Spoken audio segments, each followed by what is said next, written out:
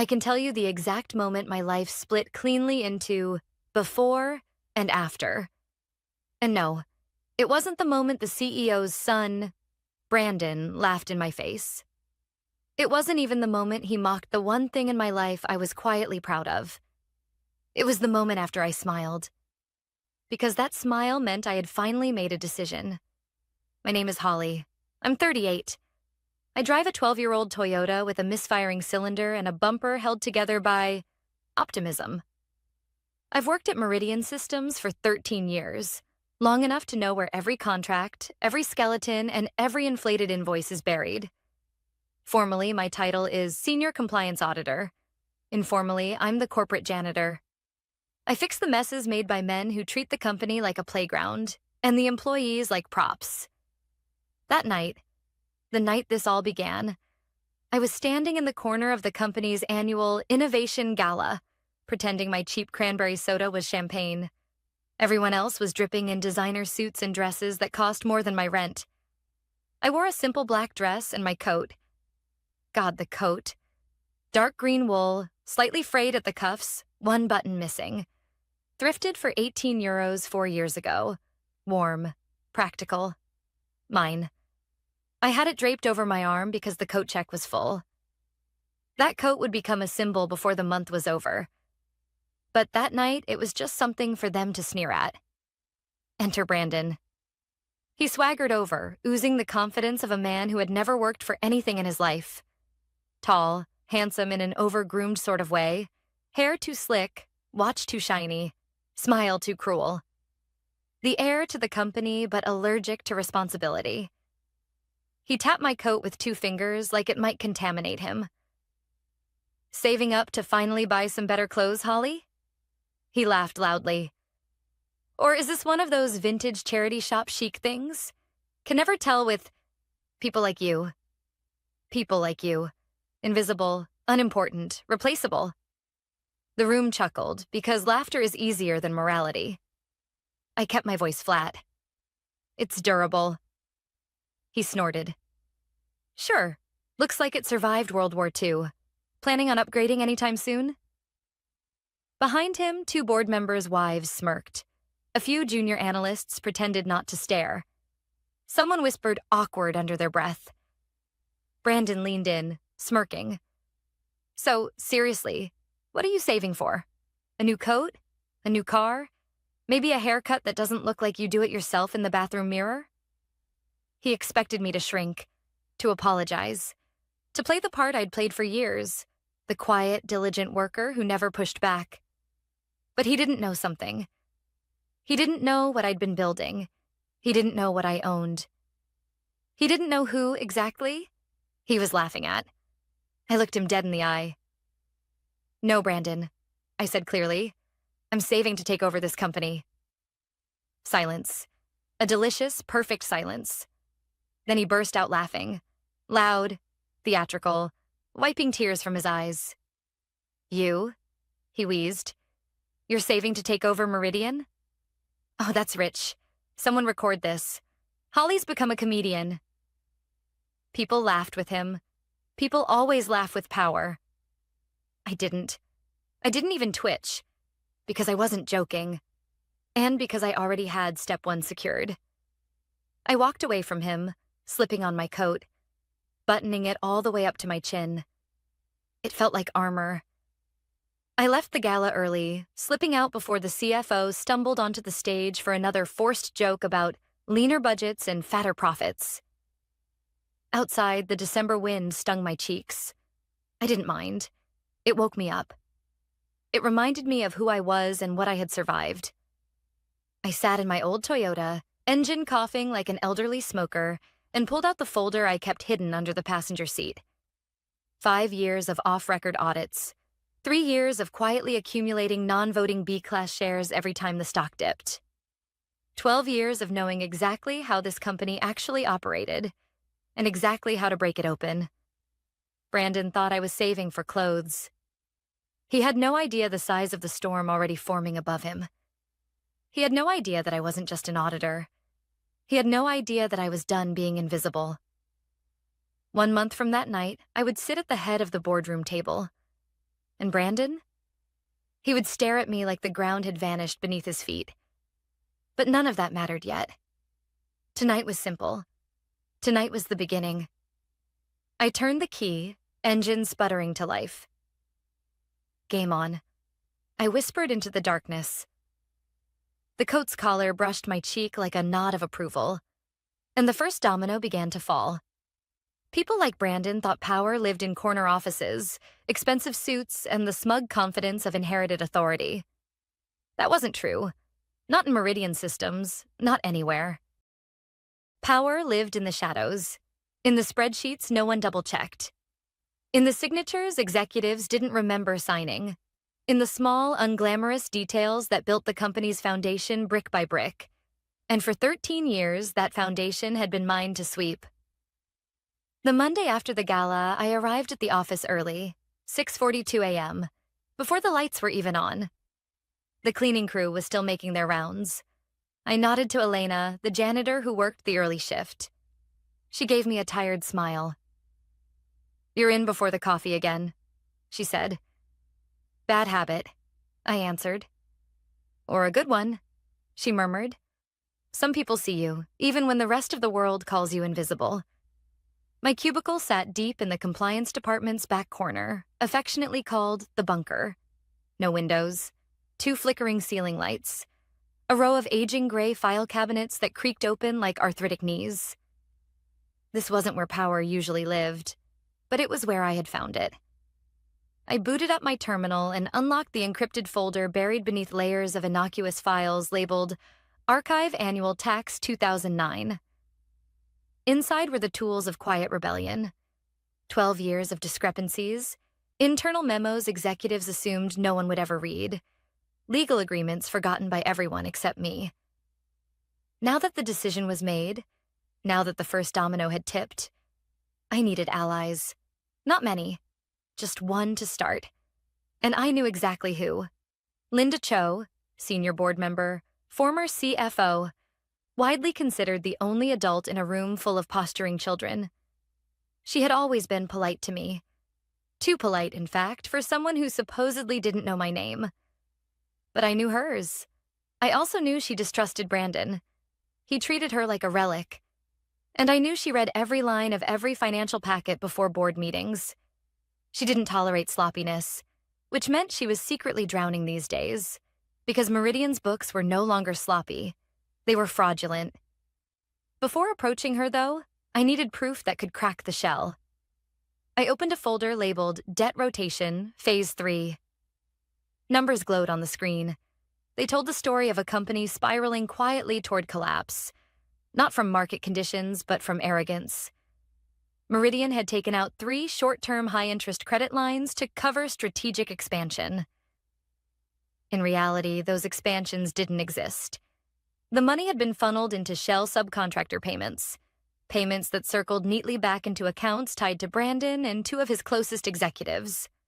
No one had noticed because Meridian was large, and large companies hide their rot well, unless someone has spent 13 years memorizing its scent.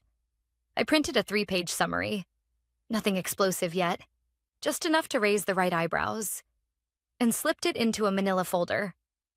I placed it in my coat pocket. The coat always came with me now.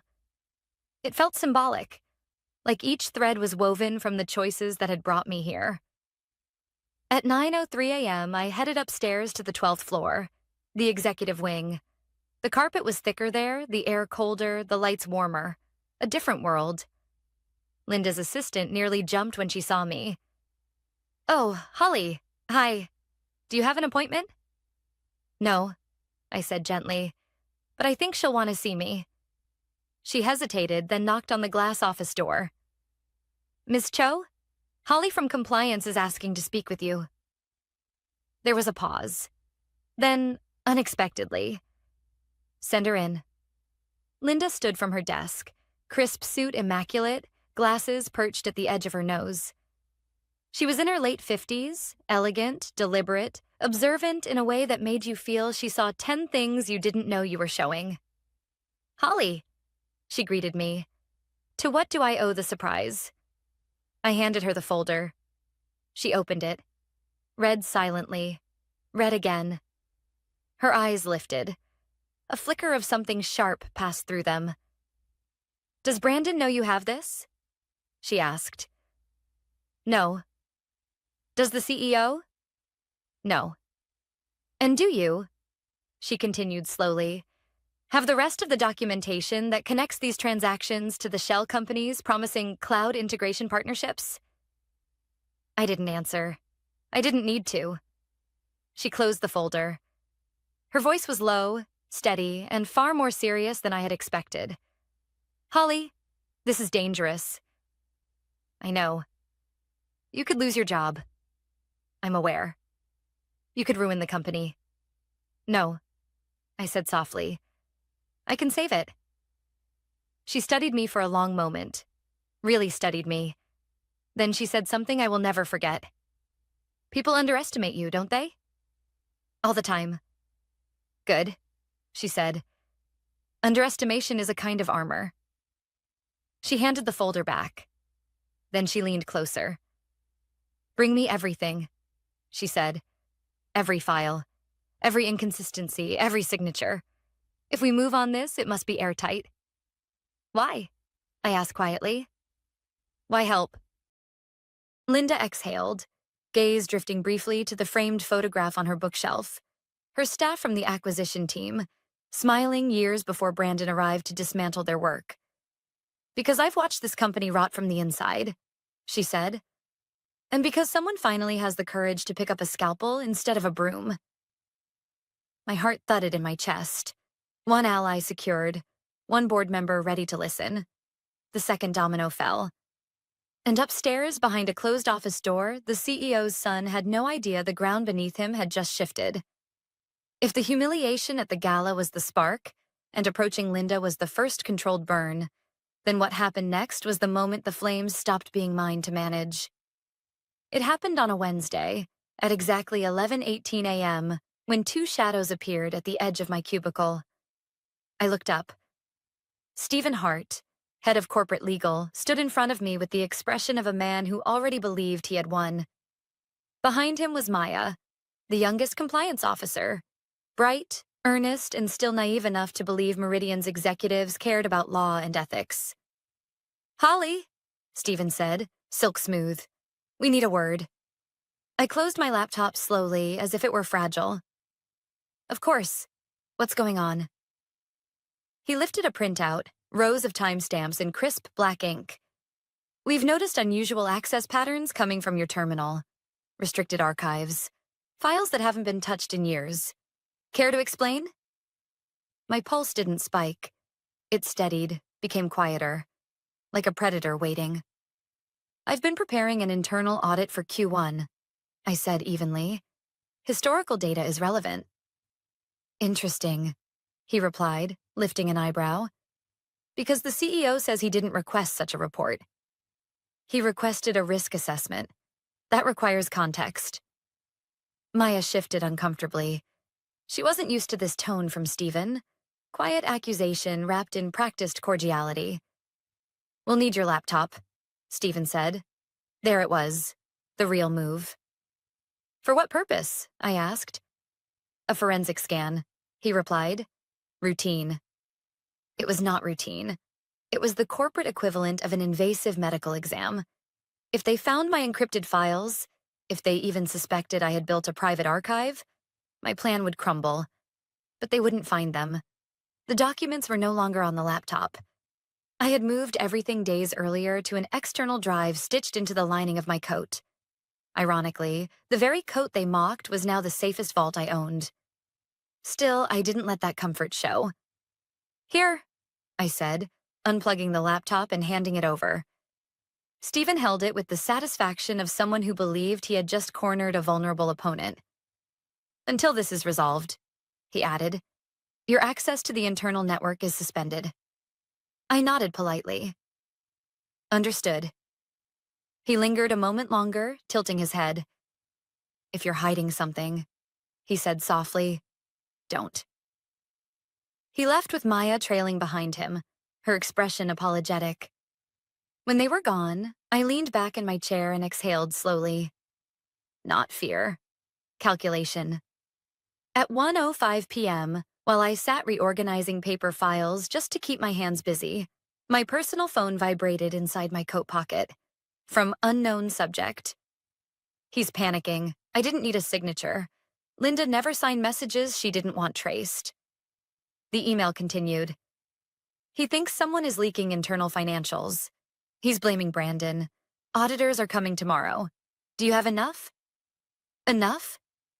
I had enough to collapse the entire executive suite. But collapse wasn't the goal. Control was. I typed back, yes. But timing matters. The board needs a full pattern, not fragments. Her reply came seconds later. Tomorrow, 6 p.m. Bring everything. I tucked the phone away and tried to refocus. That was when Maya appeared again, clutching a coffee so tightly the paper cup bent. Can I talk to you? She whispered. I motioned for her to sit. She didn't. She leaned over my desk instead. I don't think Stephen is being straight with you, she said, voice cracking around the edges. He told me to pull your last 6 months of access logs, not just last week. My stomach didn't drop, but something inside tightened. 6 months was deep. Too deep. And? I asked calmly. She swallowed. I couldn't find anything unusual. Your logs look normal. Too normal. It's like the system erased large chunks of your activity.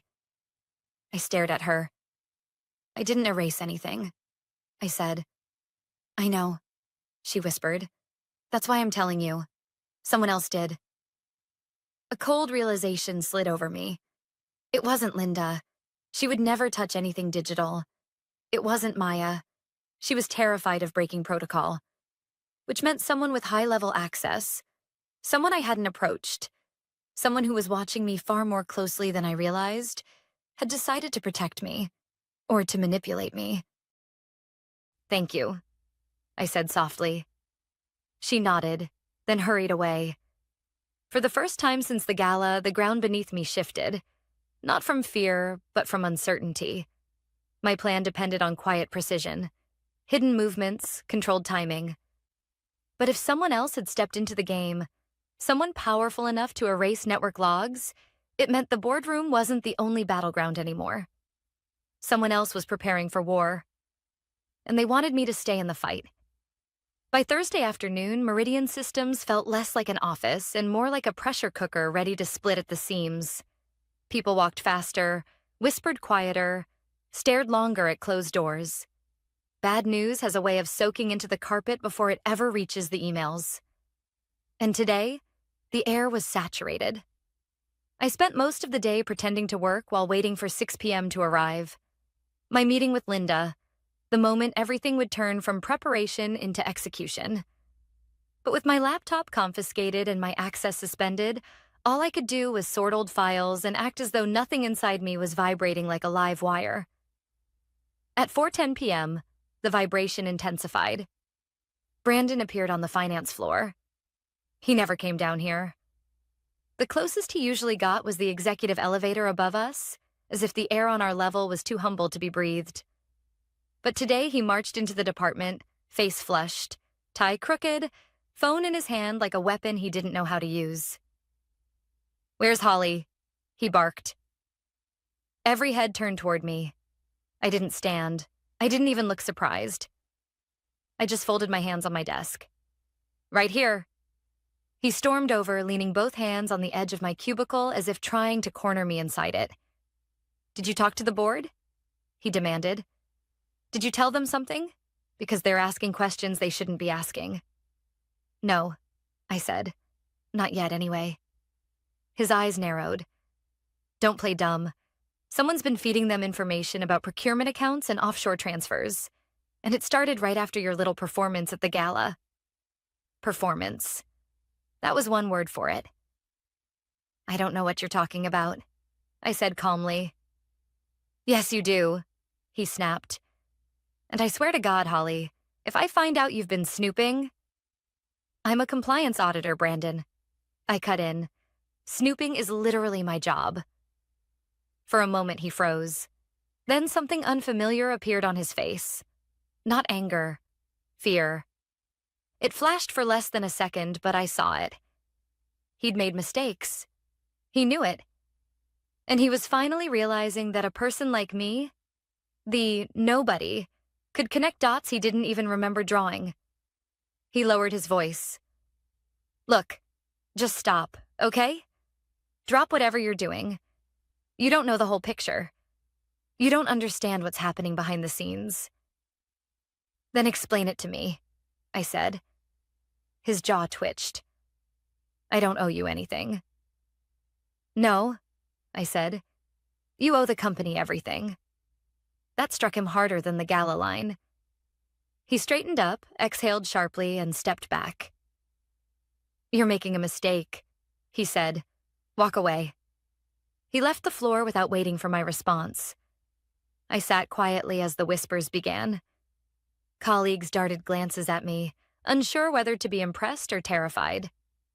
Probably both. At 5:52 p.m., I slipped my coat on and headed upstairs. Linda's office was dim, lit only by a desk lamp and the evening glow filtering through the floor-to-ceiling windows. She wasn't alone. Seated across from her was Gregory Shaw, the longest-standing board member and the only person who regularly challenged the CEO with actual data during quarterly reviews. He was in his mid-60s, sharp eyes, no patience for corporate theatrics. He looked up as I entered. So, he said, this is the one who's been digging. Linda motioned for me to close the door. I did. Show us, she said. I reached into my coat, my constant, quiet ally, and pulled out the external drive. I plugged it into Linda's laptop, opened the encrypted folders, and began walking them through 12 years of corporate decay. Unreported liabilities, shell company invoices tied to offshore accounts, personal expenses hidden as R&D investments, loan renewals written to hide the fact that Meridian was, financially speaking, a hollow building with a fresh coat of paint. Gregory's face hardened with every page. When I finished, he sat back, rubbing his temples. That idiot is going to take us all down with him, he muttered. And his father... God, he has no idea. He does now, Linda said quietly. I told him this morning we needed an emergency board session. Gregory stiffened. And he agreed? He didn't have a choice, Linda replied. The auditors arrive tomorrow. The ship is sinking. They both looked at me. Holly, Linda said, these files, if the CEO finds out you have them, he will retaliate. We need to protect you. I don't need protection, I said softly. I need the board to see the truth. And they will, Gregory said. But we need one more thing. What? Voting power. I felt it then. The shift. The click. The moment the game changed shape. Linda, Gregory said, turning to her.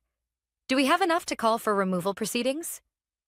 We're close, she said. Very close, but we need one more vote. The CEO's son is already rallying loyalists. Gregory looked at me. Can you get us what we need? My throat tightened, not with fear, but with certainty. Yes, I said. I can. They exchanged a look, a real one, the kind that acknowledges a line being crossed. Linda closed her laptop slowly. Then we proceed tomorrow. As I left her office, the hallway felt colder than usual. Brandon had said I didn't know the whole picture. He was right. But he had no idea how fast I was learning it. And he certainly didn't know that tomorrow, the board would hear the truth. From a woman in a worn green coat who had finally stopped cleaning up other people's messes. Tomorrow, I would be the one making the mess, and they would be the ones scrambling to survive it. The following morning, Meridian Systems felt strangely still. Not calm. Calm is gentle. This was the tight, breathless stillness before a storm breaks open. People didn't make eye contact. Nobody lingered at the coffee machines. You could hear the hum of the air vents from across the floor. Everyone knew something was coming. Nobody knew what. At 8:47 a.m., an email hit every executive-level inbox. Emergency board meeting, noon, attendance mandatory. Subject: Leadership Review. I didn't receive it, of course. I wasn't on that list. But Linda forwarded it to me with 3 words. It begins today. I spent the next hours pacing the empty conference room on the floor below the boardroom. Waiting in a cubicle felt too small, too quiet, too much like the woman I had been for 13 years. At 11:58, I slipped on my green coat. Today it didn't feel like armor. Today it felt like identity. At 12:03, I walked up the stairs toward the executive level. I didn't know who had wiped my access logs 2 days earlier, but the timing of it made sense now. Someone up high, someone I hadn't spoken to yet, wanted me to reach this moment alive. Wanted the rot exposed. Wanted the dynasty that had crippled Meridian to fall. The hallway was lined with anxious assistants pretending to type while listening to muffled shouting behind the boardroom's frosted glass wall. Then, at 12:14 p.m., the shouting stopped. A single voice erupted, deep, furious, shaking with disbelief. Brandon. This is a setup. She's lying. I want her in this room now. For a moment, I froze. They were talking about me. Before I could decide whether to flee or push forward, the door swung open. Gregory stood there, expression unreadable. "Holly," he said. "Come in." I stepped inside. The room was a battlefield. Chairs askew, papers scattered, faces pale. Even the CEO, normally a man carved out of smug confidence, looked like someone had kicked the ground out from under him. And Brandon. He was red-faced, panting, pointing at me as I walked to the center of the room. "She's the leak," he shouted. "She's been digging into accounts she had no reason to touch. She's sabotaging us." I looked at him, not angry, not afraid, just tired of the lies. "Show me where I lied," I said calmly. Silence rippled outward like a wave. Linda spoke next. "Holly has provided documentation for every claim she made, transaction histories, internal memos, contract renewals signed under false pretenses." The CEO slammed his hand on the table. "That documentation could be fabricated." "It's not," Gregory said. "We had it cross-checked by an outside auditor last night." That was news to me. So that was who erased my logs. Someone outside the company. Someone they trusted more than themselves. The CEO's composure finally cracked. "You little," he started. But I cut him off.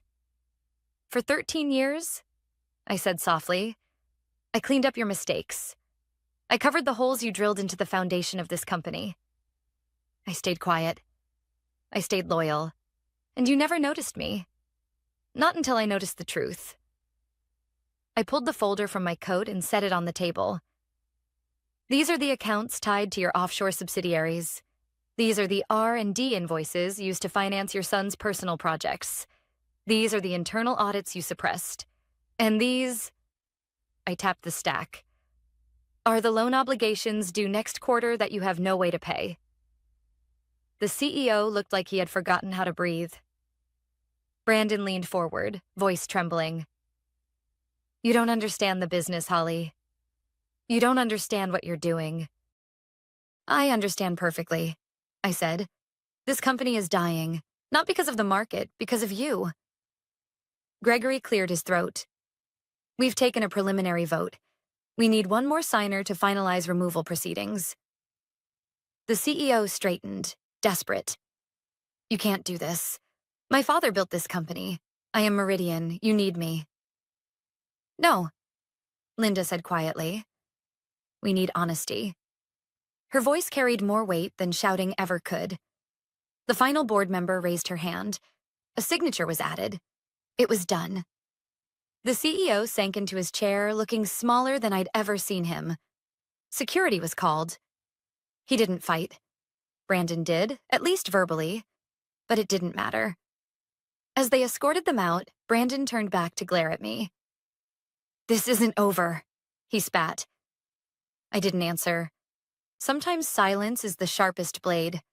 When the door finally closed, the boardroom felt like a different place. The tension dissolved into something softer. Tired relief. The kind that comes only after truth has finally broken the surface. Gregory adjusted his glasses. Now comes the hard part. We need leadership. He looked at Linda. She shook her head gently. Not me. Then her eyes found mine. Gregory followed her gaze. Holly, he said slowly, you know the numbers better than anyone. You understand the dangers. You know how to rebuild. No one laughed. No one doubted. No one said I was too quiet or too plain or too small. They saw me. Really saw me. I'll take the interim role, I said. But we do this differently. No more secrets. No more vanity projects. No more treating employees like disposable parts. Agreed, Gregory said. When the meeting ended, I walked back through the halls that had once felt too big for me. People stared, not with confusion this time, but with something like hope. At my new office, I hung my green coat on the back of the door. The missing button, the frayed cuffs, the symbol no one understood. I sat in the chair at the head of the table. Shall we begin? I whispered. And for the first time in my life, the room answered me with silence that felt like respect, not erasure. A month ago, Brandon laughed at my coat. Today, it hung behind the CEO's desk. And that look on his face, I would never forget it.